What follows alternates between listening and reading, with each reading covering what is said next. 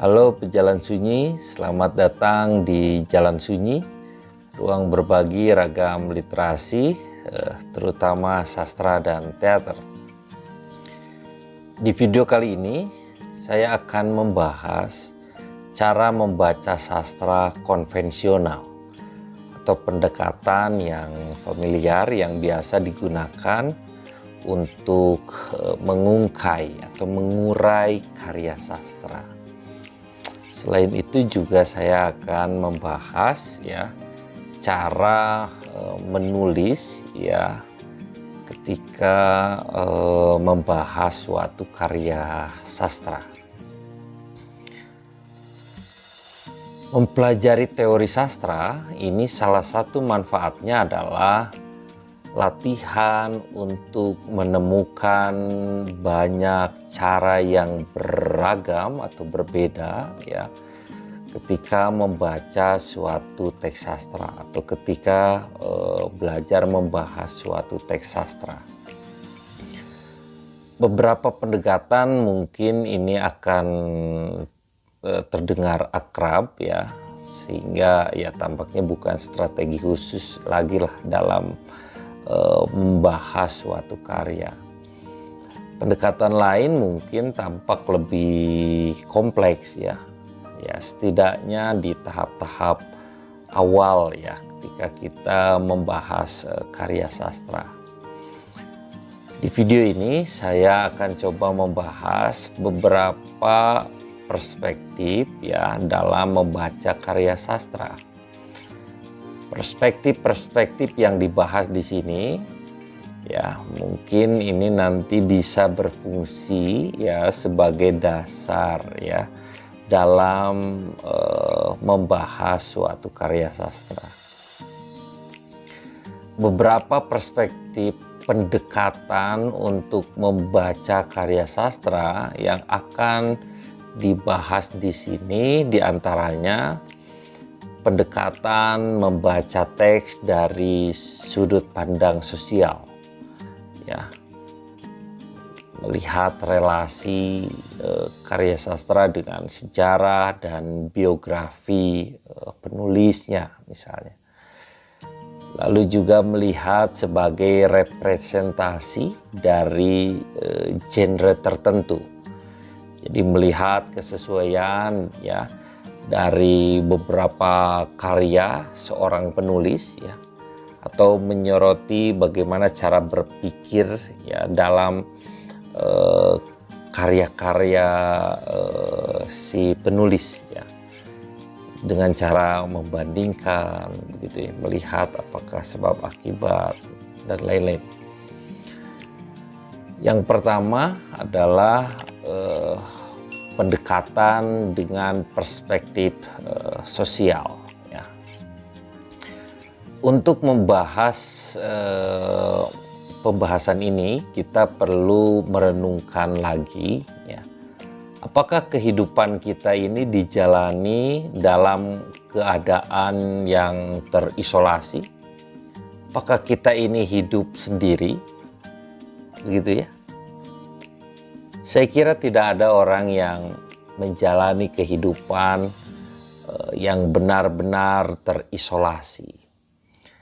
Masing-masing dari kita adalah produk dari pengaruh biologis, intelektual, emosional, dan spiritual. Bahkan mungkin masih banyak pengaruh yang lainnya yang belum kita sadari. Nah, pada taraf tertentu ini setiap manusia mempengaruhi dunia tempat yang ia tinggali, mempengaruhi manusia lainnya, mempengaruhi lingkungan dan lain sebagainya. Beberapa ini mempengaruhinya dengan cara yang monumental beberapa mempengaruhinya dengan laten dan barangkali luput diperhatikan. Nah, uraian tadi jika diterapkan pada karya sastra, maka kita dapat mengatakan bahwa karya sastra juga tidak jauh berbeda. Jadi karya sastra ini merupakan produk ya yang juga dipengaruhi oleh waktu, oleh tempat, oleh budaya, oleh individu, begitu ya, dan lain-lain. Kritikus Prancis ya, Hippolyte Taine, ya ini maaf kalau saya keliru ya. Taine ini salah satu ahli teori yang paling awal ya, yang mengeksplorasi gagasan ini. Jadi ia mencoba membuat interpretasi ya dengan menerapkan metode ilmu biologi pada sastra. 3 faktor utama yang menentukan karakter unik sebuah karya seni gitu ya, yaitu adalah yang pertama ras, ya, lingkungan, dan momen. Istilah ras ini maknanya dekat dengan apa yang sekarang disebut budaya. Ya. Istilah lingkungan ini mengacu pada lingkungan si senimannya. Lingkungan ini termasuk latar belakang keluarga, pendidikan, perjalanan hidupnya, ya, atau pernikahannya, atau hubungan cintanya dengan yang lain, dan lain sebagainya. Ya. Nah, semua kekuatan itu bersatu, gitu ya, dan menciptakan individu yang unik pada akhirnya, begitu ya. Nah, sedangkan momen ini mengacu pada arus intelektual utama di dalam suatu periode. Jadi misalnya ada gagasan apa yang muncul di periode itu, gitu ya. Pernyataan pendekatan sosial ya yang lebih kontemporer ini diuraikan oleh Rene Wellek dan Austin Warren ya. Dalam teori sastra yang mereka bahas ya, mereka menyebutkan 3 bidang yang menarik ya bagi kritik sosial. Pertama adalah pentingnya hereditas ya dan lingkungan penulis. Ya. Hereditas ini kalau di KBBI penurunan sifat genetik dari orang tua ke anak ya. Jadi turunan lah begitu ya, dan lingkungan penulis. Ya. Nah, ini dapat membantu menjelaskan sikap dan opini sosial ya yang muncul dalam karya sastra. Ya. Misalnya ya biografi penulis yang seperti apa, maka biasanya itu juga masuk pada karya sastranya. Contohnya adalah biografi Putu Wijaya. Ini Benny Johannes di buku Teater Piktografik kalau tidak salah judulnya, membahas bagaimana Putu Wijaya ya dalam membuat karya juga dipengaruhi oleh lingkungan sekitarnya. Jadi bagaimana ketika di Bali karyanya seperti apa, lalu ketika migrasi ke Jogja misalnya maka juga berpengaruh pada karya yang dibuatnya. Terus juga ketika ke Jakarta ya itu juga membawa perubahan dalam karya-karya yang diciptakan. Lalu kemudian di dalamnya juga Putu Wijaya dipengaruhi dengan konsep budaya atau prinsip hidup orang Bali ya, desa Kalapatra. Itu kalau Benjon menulis seperti itu ya. Atau saya pernah membaca artikel yang ditulis oleh Putu Fajar Arcana ya, bahwa misalnya karya-karya dari Putu Wijaya juga dipengaruhi misalnya biografi Putu Wijaya ya. Putu Wijaya itu lahir dari kasta tertentu yang notabene adalah hidupnya di dalam istana begitu ya. Tetapi Putu Wijaya itu sejak kecil dia tidak hidup di dalam istana ya, tapi di luar istana begitu ya, dengan neneknya. Dan neneknya inilah yang banyak mempengaruhi sikap gagasan dari Putu Wijaya. Jadi sejak kecil nenek inilah yang berperan ya menumbuhkan semacam imajinasi, karena neneknya ini sering memberikan dongeng-dongeng begitu ya pada Putu Wijaya. Nah, yang ingin dikatakan di sini adalah bagaimana ya lingkungan si penulis ini sangat berperan ya mempengaruhi ya si seniman ya, juga mempengaruhi karya yang dihasilkannya. Kedua ya, dunia yang dihadirkan dalam karya itu sendiri. Budaya dan masyarakat apa yang digambarkan dalam karya sastra. Bagaimana dunia fiktif atau dunia puitis ya, ini mencerminkan dunia di luar sastranya. Yang ketiga, audiens yang dituju. Apa pengaruhnya bagi pembaca? Bagaimana karya sastra ini diterima secara kritis?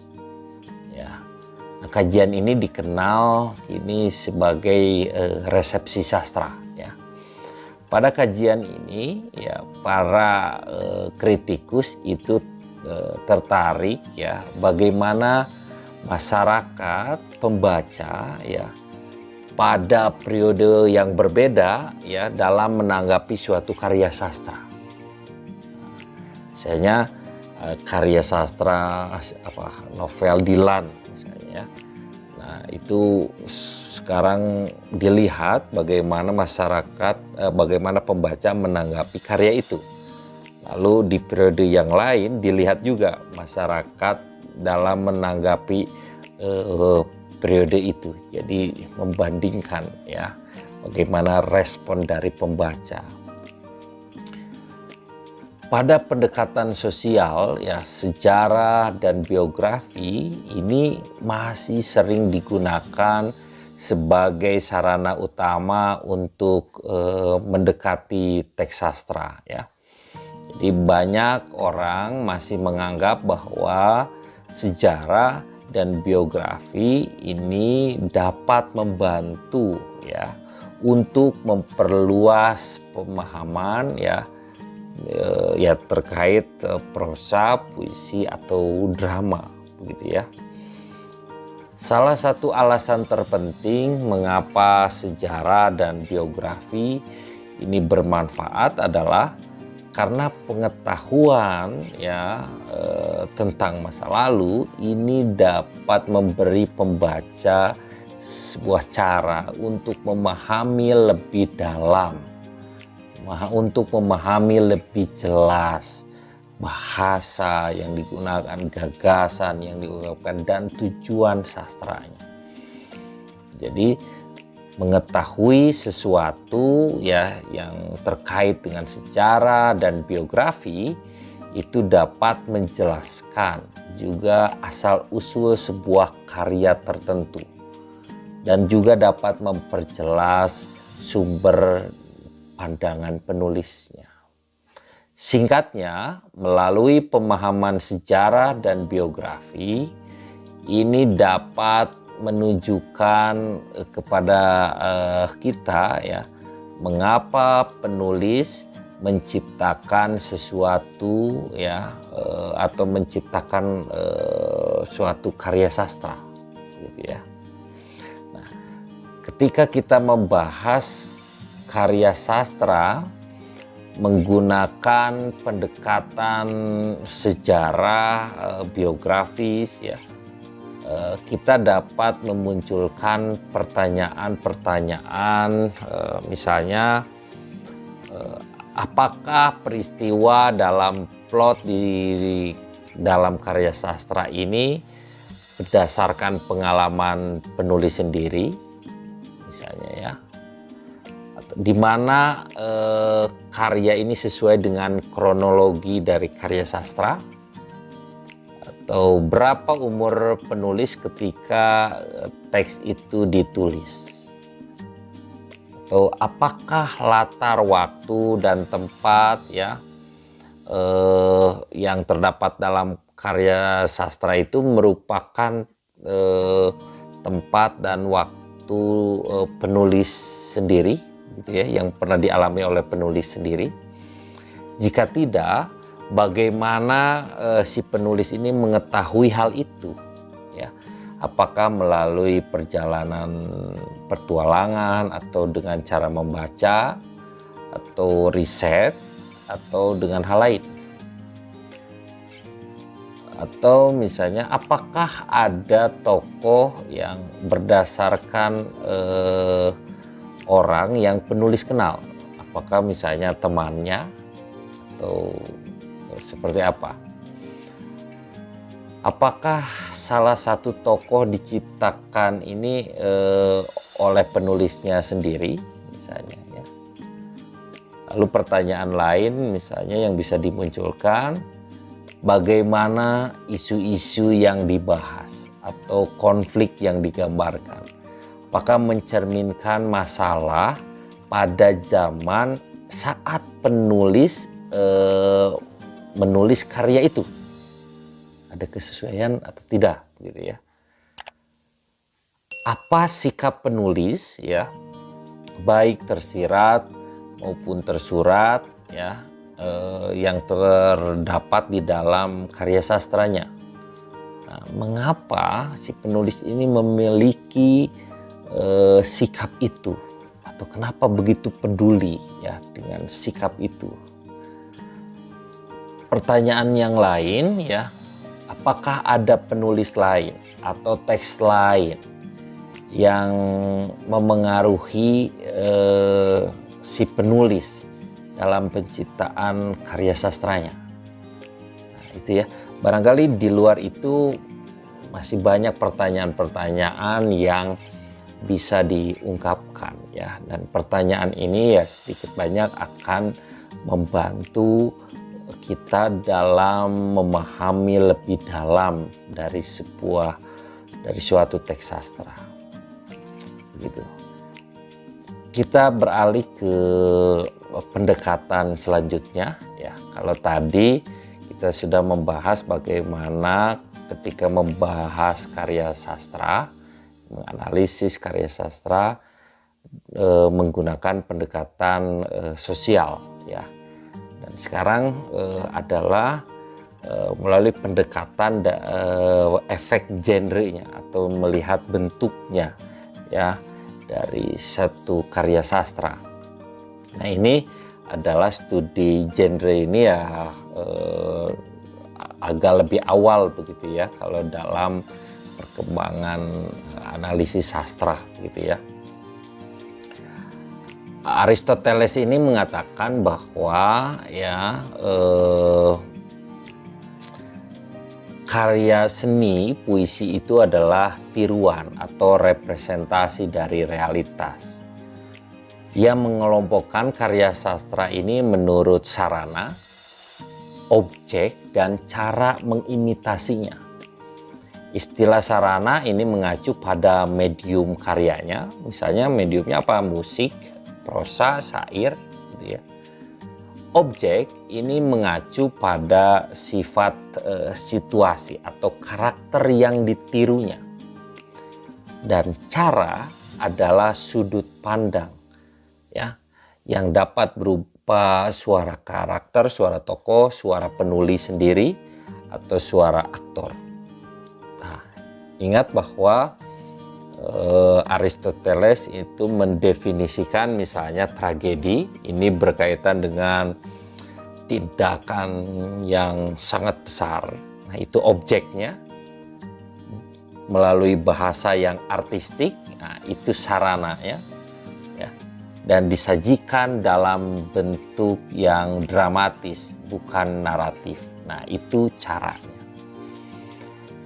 Melalui perspektif ini, ya, pembaca dapat terbantu untuk mendekati sebuah karya dengan praduga tertentu, ya, tentang apa yang akan ditemukan, ya, dan apa yang akan didapatkan dari suatu karya sastra.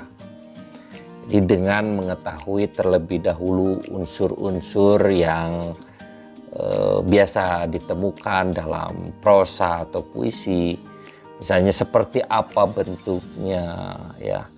Nah, pembaca ini dapat mendapat informasi baru yang dapat membantu untuk memahami suatu teks sastra.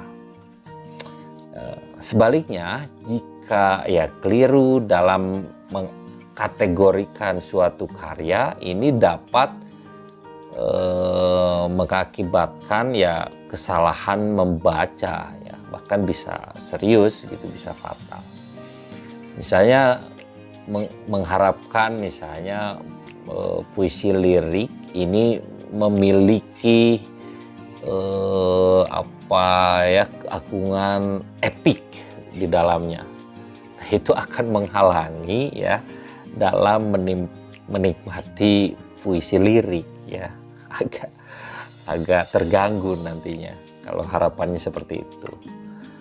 Salah satu cara untuk mendekati studi genre ini, ya, dikemukakan oleh Northrop Frye dalam bukunya Anatomy of Criticism. Genre ini dibedakan berdasarkan hubungan antara penulis dan pembaca, ya, dalam presentasi karyanya. Jadi dia melihat ada 4 genre utama.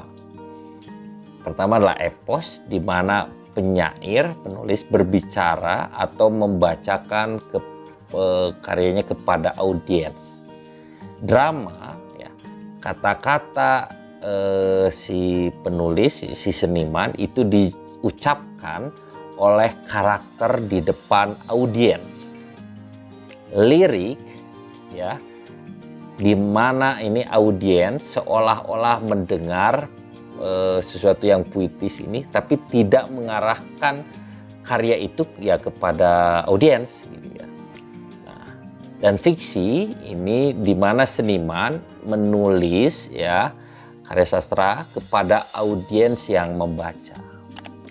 Misalnya ketika kita misalnya membaca sebuah drama, begitu, ya, kita kan mengetahui, ya, ketika membaca sebuah drama maka, ya, di dalamnya narasinya, ya, terkandung, ya, dialog, ya, monolog misalnya atau soliloquy, ya, dan tindakan-tindakan, ya.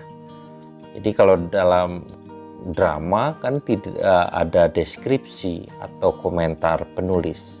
Setelah teks diidentifikasi dan genre itu ditentukan, ya, studi genre meneliti bagaimana sebuah teks ini apakah sesuai atau ada variasi lain di dalam teks itu, ya. Apakah ada yang menyimpang dari karya-karya lain yang sejenis, ya. Nah, kemudian kita bisa bertanya, ya, bagaimana ceritanya disampaikan, gitu, ya, dari drama yang kita baca itu. Misal jawabannya, oh, drama ini menggunakan narator orang ketiga, misalnya, yang maha tahu, sehingga dapat diketahui hal-hal lahir batin si tokoh. Lalu plotnya dimulai dengan eksposisi, ya, lalu dengan cepat bergerak ke arah konflik, lalu semakin naik ke arah klimaks, gitu, ya. Terus, oh, ini naratornya menggambarkan latar pedesaan yang kian berubah. Ya, jadi sudut pandang, karakter yang dikembangkannya seperti apa, plotnya seperti apa, ya, dan hal-hal yang membangun cerita itu dimulai dari situ, ya, cara mendekatinya. Lalu dari sana ya berkembang ke hal-hal lain. Kalau kita ingin mendapatkan informasi lebih jauh ya tinggal ya kita bisa buat pertanyaan-pertanyaan. Nah, itulah dua pendekatan yang saya bahas ya. Yang pertama adalah bisa pendekatan sosial ya. Di dalamnya terkandung tadi misalnya sejarah dan biografi ya si penulis. Yang kedua bisa melalui dengan studi genrenya. Jadi melihat bentuknya dulu, menentukan bentuknya ya, semacam struktur intrinsiknya terlebih dahulu. Lalu di sana kita bisa gali lebih jauh ya informasi atau pengetahuan di dalam karya sastra itu. Selanjutnya saya akan membahas cara penulisan konvensional dalam mengurai karya sastra ya. Ini ya umum kita tahu ya ketika membahas karya sastra ya biasanya yang dilakukan adalah misalnya menjelaskan karya sastra yang kita baca atau mendeskripsikannya misalnya, atau dengan melakukan analisis ya terhadap karya sastra yang kita baca, atau kita melakukan perbandingan ya, membandingkan suatu karya sastra ya, atau mengkontraskannya dengan karya sastra yang lain ya, atau membaca karya-karya dari seorang penulis tunggal ya.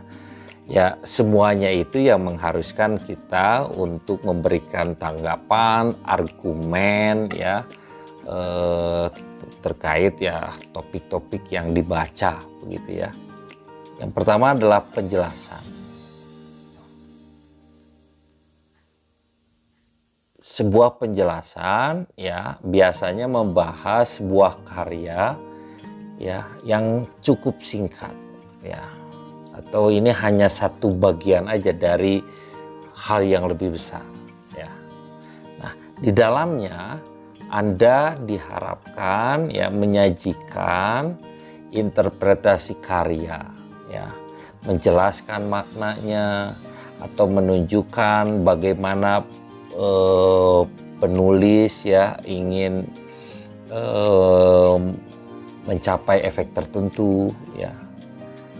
Untuk melakukan ini ya, penjelasan ini Anda perlu membaca dengan cermat ya, mencatat semua misalnya nuansa bahasa dan gaya dan bentuknya seperti apa. Kemudian menilai bagaimana hal-hal itu membangun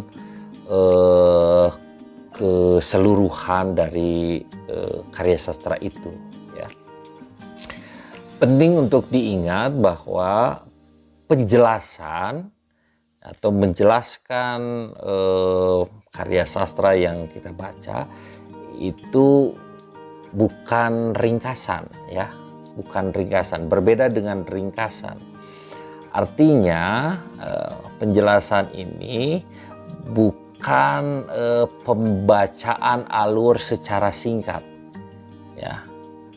Jadi bukan sekadar menguraikan urutan kronologis peristiwa dari karya sastra ya. Juga bukan parafrase puisi ya. Ya. Dari misalnya pemeriksaan barisnya, lariknya ya. Nah, sebaliknya ya. Dalam penjelasan ini Anda harus berpikir ya terkait karya atau bagian dalam elemen-elemen sastra yang signifikan di dalamnya, seperti simbol, motif atau bahasa kiasan ya, dan kemudian menunjukkan ya makna tertentu dan efek yang timbul gitu ya. Yang kedua adalah ini analisis ya. Analisis ini meliputi pemilahan ya ke dalam bagian-bagian tertentu.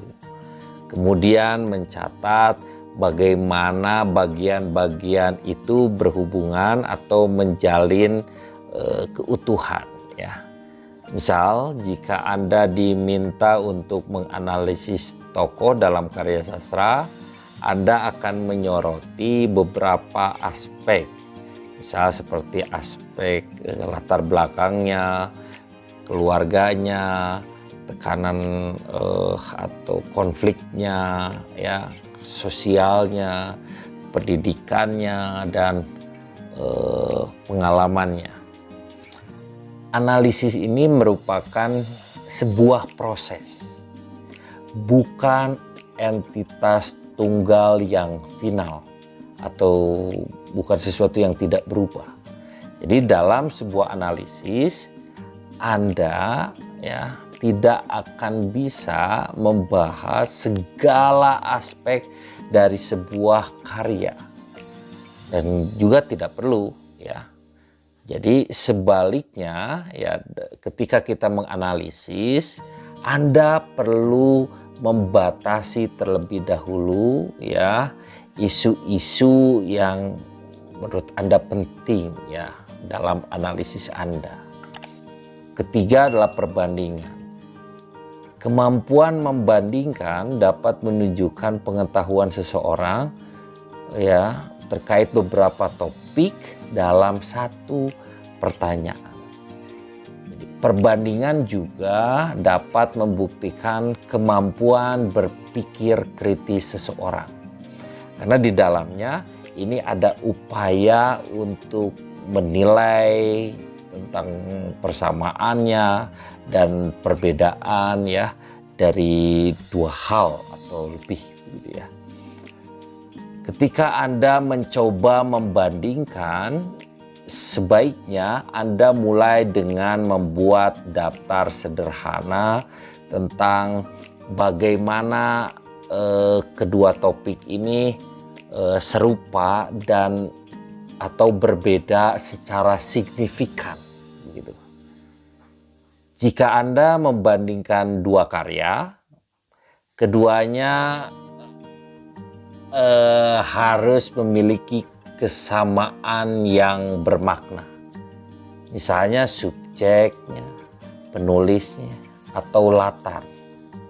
Kata signifikan ini penting ya di sini karena Anda tidak dapat menarik kesimpulan yang berarti ya dari penelitian Anda jika Anda ya hanya berurusan dengan perbandingan-perbandingan yang sepele.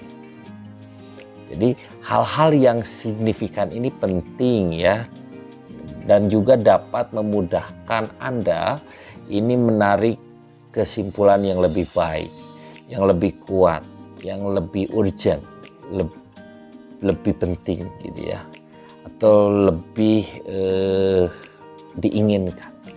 Jadi tanpa ide sentral signifikan seperti itu ya, informasi yang Anda dapatkan ini akan terputus ya, dan data-data Anda ini akan tidak berarti apa-apa.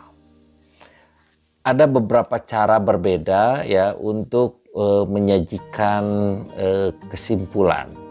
Ya tentu kalau perbandingan adalah jadi ada dua pola dasar begitu ya yang perlu ada.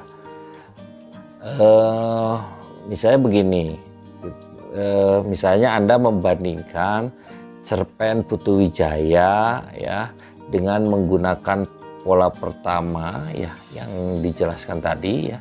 Anda mempresentasikan diskusi Anda tentang cerpen 1, kemudian mengalihkan pembahasan ke cerpen kedua dengan mencatat di mana kedua cerita tersebut memiliki kesamaan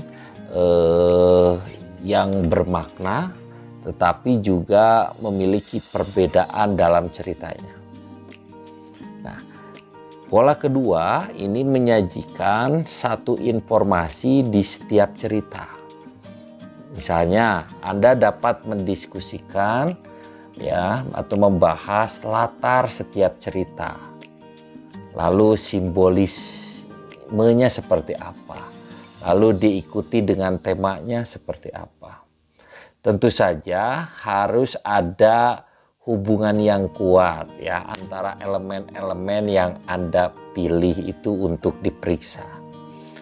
Nah, kedua model tadi itu meminta kesimpulan ya, di mana Anda ini nantinya membuat kesimpulan dan generalisasi ya tentang kesamaan yang esensialnya apa, perbedaan yang signifikannya apa, atau penilaian dari kedua teks itu. Ya. Selanjutnya adalah studi karya dari penulis tunggal. Nah, ini tuh analisis beberapa karya dari penulis yang sama, begitu ya. Penulisnya satu, begitu ya. Jadi dengan mengambil teknik ini, teknik dasarnya adalah perbandingan ya. Tapi ini lebih jauh gitu ya. Kenapa lebih jauh perbandingan ini? Karena terus-menerus ini mencari karakteristik ya yang khas antara karya-karya yang banyak dari seorang penulis ya.